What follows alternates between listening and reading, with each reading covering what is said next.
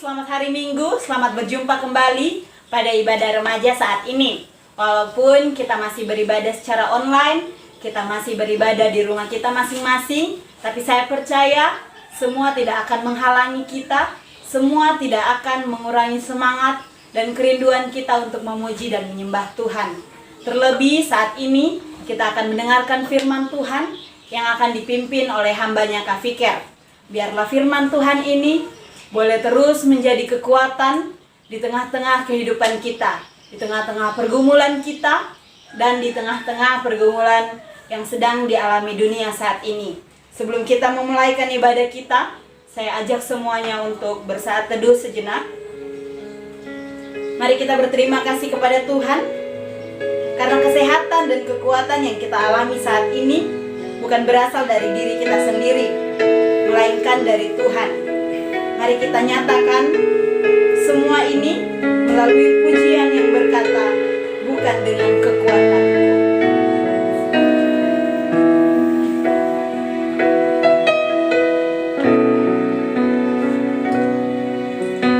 Bukan dengan kekuatanku ku dapat jalani hidupku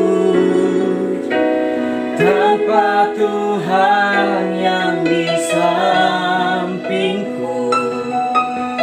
Ku tak mampu sendiri. Engkaulah kuatku yang menopangku. Ku pandang wajah-Mu dan berseru, pertolonganku datang dari-Mu. Peganglah tanganku, jangan lepaskan. Kaulah harapan dalam hidupku. Mari sekali lagi kita angkat pujian ini dengan sungguh-sungguh kita nyatakan, bukan dengan kekuatan.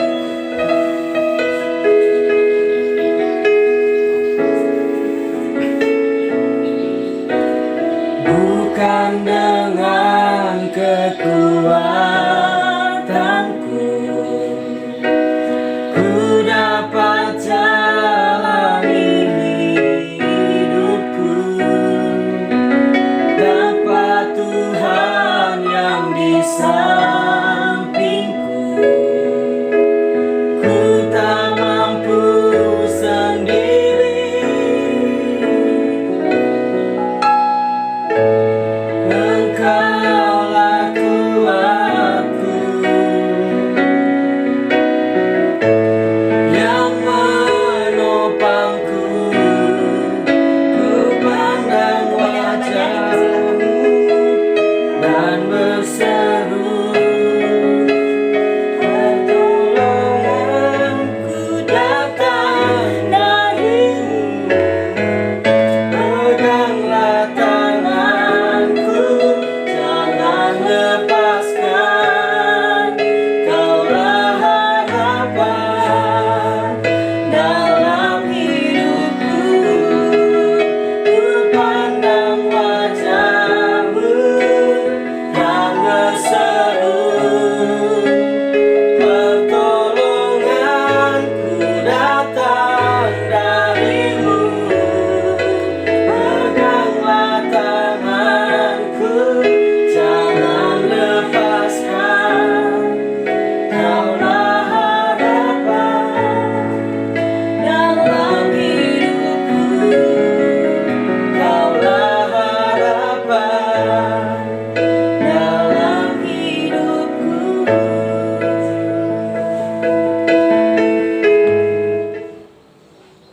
Mari kita tundukkan kepala kita bersatu dalam doa.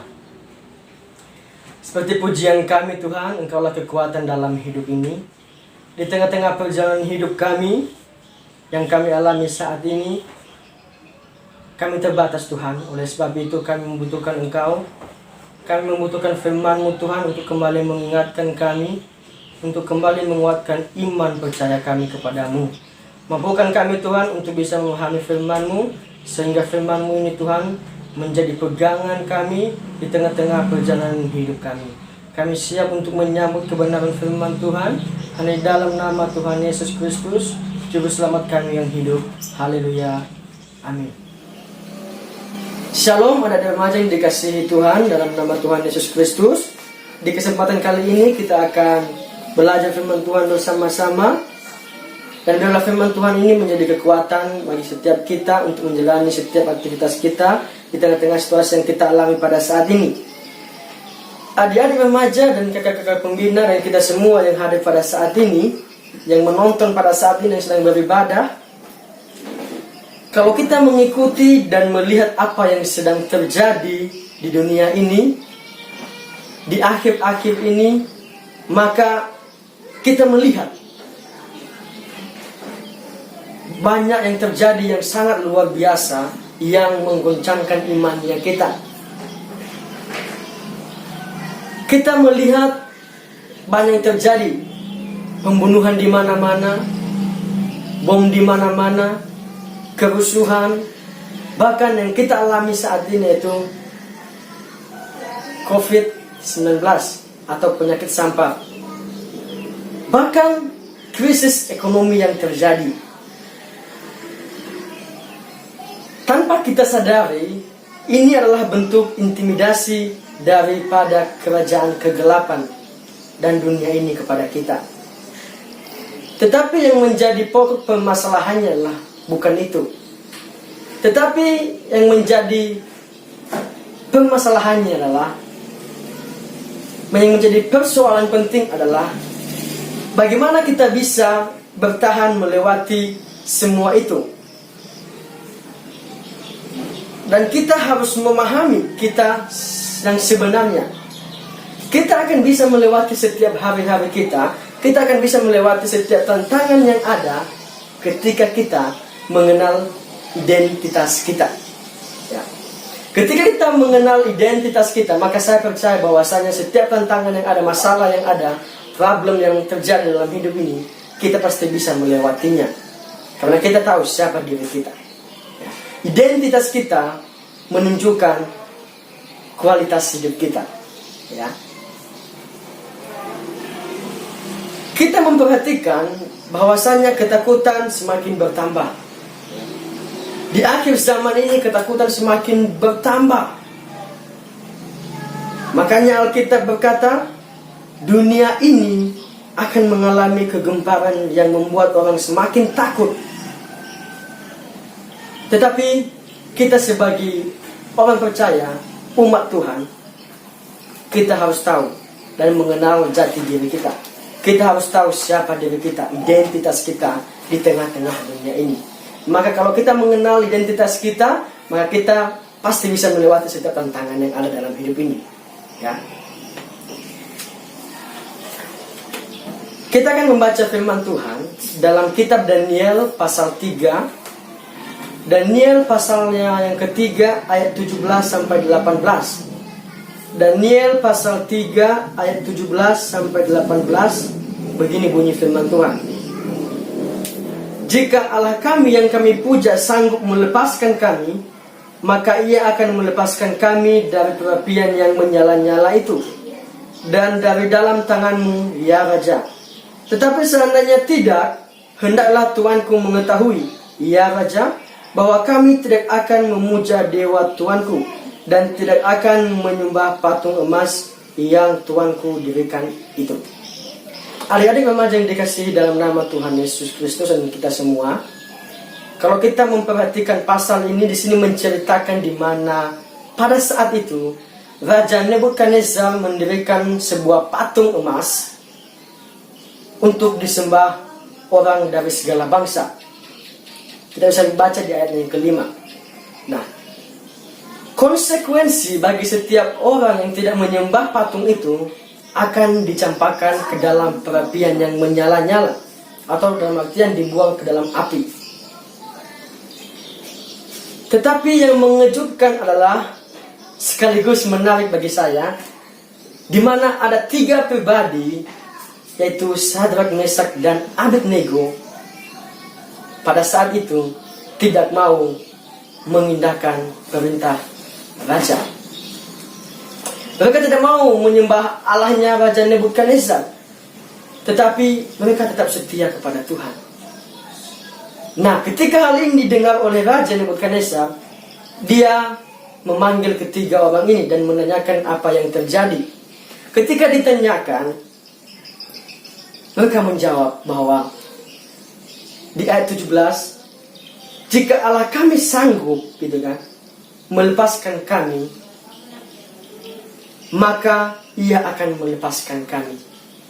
Tetapi kalau tidak, kami tidak akan sekali-sekali memuja, menyembah dewanya rajaku. Ini yang mengejutkan bagi saya. Mereka diperhadapkan dengan situasi yang menurut saya mentok, gitu kan. Ini masalah hidup dan mati. Tetapi mereka mempunyai prinsip hidup. Mereka tidak mau kompromi dengan dosa, ya. Mereka tetap setia kepada Tuhan, walaupun taruhan nyawa. Yang artinya, mereka tidak mau menyembah Allah lain. Mereka memiliki komitmen, dan mereka mempunyai pengharapan di dalam Tuhan. Mereka percaya dengan iman bahwa Allah mereka yang mereka sembah itu mampu melepaskan mereka dari masalah yang mereka alami, mampu memulihkan keadaan mereka. Maka poin penting yang mau saya bagikan kepada adik-adik semua dan kepada kita semua pada saat ini, satu poin, yaitu orang percaya mempunyai prinsip hidup sesuai dengan firman Allah, tidak kompromi dengan dosa. Sekali lagi, orang percaya mempunyai prinsip hidup sesuai dengan firman Allah, tidak kompromi dengan dosa. Kalau kita memperhatikan cerita ini, maka kita menemukan bahwasannya Sadrak, Mesak, dan Abednego mengalami sebuah ancaman yang penuh kemarahan dari Raja Nebukadnezar. Mereka mengalami sebuah ancaman, tetapi itu tidak membuat mereka gentar, takut. Ancaman itu tidak memperlunak pendirian mereka, komitmen mereka kepada Tuhan. Mereka tetap setia kepada Tuhan yang mereka sembah. Mereka tetap mempunyai pendirian yang benar kepada Tuhan yang mereka sembah. Walaupun di tengah-tengah situasi yang mereka alami, mereka masih terus punya pengharapan kepada Tuhan. Mereka percaya bahwa Tuhan sanggup memulihkan kehidupan mereka. Ancaman yang mereka alami itu sama sekali tidak membuat mereka takut. Tetapi ada yang menarik di sini, adik-adik remaja yang dikasihi dalam nama Tuhan Yesus Kristus. Mereka menyadari bahwa murka Allah terhadap dosa dan ketidaksetiaan jauh lebih hebat daripada kemarahan manusia. Mereka menyadari bahwa ketika Tuhan murka terhadap ketidaksetiaan kita, ketika kita melakukan yang buruk di hadapan Tuhan, itu lebih hebat daripada ancaman manusia. Dan mereka menyadari ini. Oleh sebab itu mereka tidak mau melakukan hal yang jahat di mata Tuhan. Mereka tidak mau kompromi dengan dosa. Sadrak, Mesak, dan Abednego diberikan kesempatan untuk memilih, ya, untuk memilih.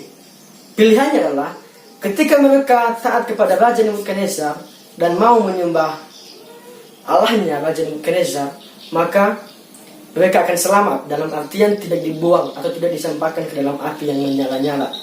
Tetapi kita melihat di sini bahwa mereka sama sekali tidak memilih itu, yang artinya mereka tetap setia kepada Allah mereka, walaupun taruhan nyawa, ya. Dalam hidup ini kita seringkali diperhadapkan dengan situasi seperti itu. Kita diperhadapkan dengan banyak pilihan di luar sana,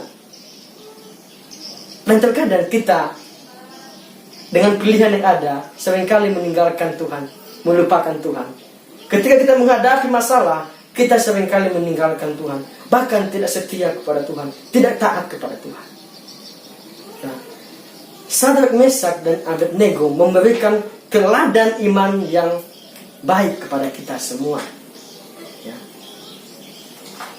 Ancaman yang mereka alami sama sekali tidak membuat mereka takut, karena mereka mempunyai komitmen dan prinsip hidup sesuai dengan firman Tuhan. Ini yang patut kita teladani dalam hidup ini. Ini patut kita contoh dalam hidup ini. Di situasi yang kita alami, ya, sakit penyakit yang kita alami, pergumulan hidup kita, mari belajar untuk mengandalkan Tuhan. Ya. Di tengah-tengah penderitaan yang kita alami, mari belajar untuk tetap setia kepada Tuhan. Ya. Mari berjuang untuk tetap taat kepada Tuhan. Kini kita hidup di zaman yang tidak kurang bahayanya menurut saya. Banyak situasi yang intinya menggoda atau memaksa kita untuk menyembah ilah lain. Ya. Kita diperhadapkan dengan situasi yang banyak pilihan. Ya. Tetapi satu hal yang saya mau katakan kepada kita semua, adik-adik remaja, milikilah iman yang benar di hadapan Tuhan. Jangan sekali-sekali kompromi dengan dosa. Tetaplah setia kepada Tuhan. Kisah Sadrak, Mesak, dan Abednego meneguhkan kita bahwasanya penting untuk mengetahui jati diri kita di tengah-tengah penderitaan yang kita alami. Ya. Penting sekali untuk mengetahui identitas kita di tengah-tengah penderitaan yang kita alami. Ketika kita mengetahui identitas kita bahwa kita adalah anak Allah, maka saya percaya bahwa kita sanggup melewati setiap masalah yang kita alami, setiap masalah, setiap penderitaan yang kita alami. Karena kita percaya kita tidak sendirian. Kita bersama dengan Bapa, kita bersama-sama dengan Allah. Ya. Jadi tidak ada alasan bagi kita untuk kompromi dan menjual iman kita, atau meninggalkan imannya kita. Bagaimanapun situasinya, betapapun tuntutan zamannya maupun tekanan politik mendesak kita, kita harus tetap berjalan lurus dalam iman yang benar kepada Kristus. Walaupun zaman ini semakin membuat kita terpojok, gitu kan, membuat kita takut, tantangan politik yang ada mendesak kita, tetapi tetaplah setia dengan Tuhan. Ya. Itu bukan alasan untuk tidak taat kepada Tuhan, untuk tidak setia kepada Tuhan. Ya. Dan percayalah, jika engkau tetap setia dan taat kepada Dia, Sang Pemilik hidup, Dia telah menyediakan kemenangan untuk kita. Ketika kita percaya kepada Dia dan terus mengandalkan Dia, percayalah, Dia sudah menyediakan mahkota kemenangan bagi setiap kita. Ya. Percaya kepada Tuhan bukan hanya sekedar intelektual, tetapi percaya kepada Tuhan harus disertai dengan kehendak yang sesuai dengan kehendak Tuhan. Ya. Harus disertai dengan perbuatan yang Tuhan kehendaki. Ya. Jangan engkau mengatakan engkau percaya kepada Tuhan, tapi sikap hidupmu tidak mencerminkan karakter Tuhan. Maka saya mengatakan kamu bukan orang percaya. Kalau kamu mengatakan kamu orang percaya, maka nyatakanlah itu melalui cara hidupmu yang benar di hadapan Tuhan. Harus memiliki prinsip hidup yang benar sesuai dengan firman Tuhan, dan mau melakukan kehendak Tuhan. Mari kita berdoa. Tuhan Yesus yang baik, terima kasih kami sudah mendengarkan firman Tuhan, dan biarlah firman-Mu ini Tuhan menjadi kekuatan bagi setiap kami. Dan biarlah Tuhan, tengah-tengah situasi yang kami alami pada saat ini, biarlah kami Tuhan bisa mengenal siapa diri kami, mengenal identitas kami, bahwa kami adalah anak-anak Allah. Berikan kami kekuatan Tuhan untuk bisa terus berpegang teguh kepada firman Tuhan dan mau melakukan kehendak Tuhan. Dalam nama Tuhan Yesus, inilah doa dan permohonan kami. Ampuni salah dan dosa yang kami lakukan di hadapan Tuhan. Haleluya. Amin. Ya, demikian firman Tuhan. Dan biarlah firman Tuhan ini menjadi kekuatan untuk adik-adik remaja dan kita semua. God bless you all.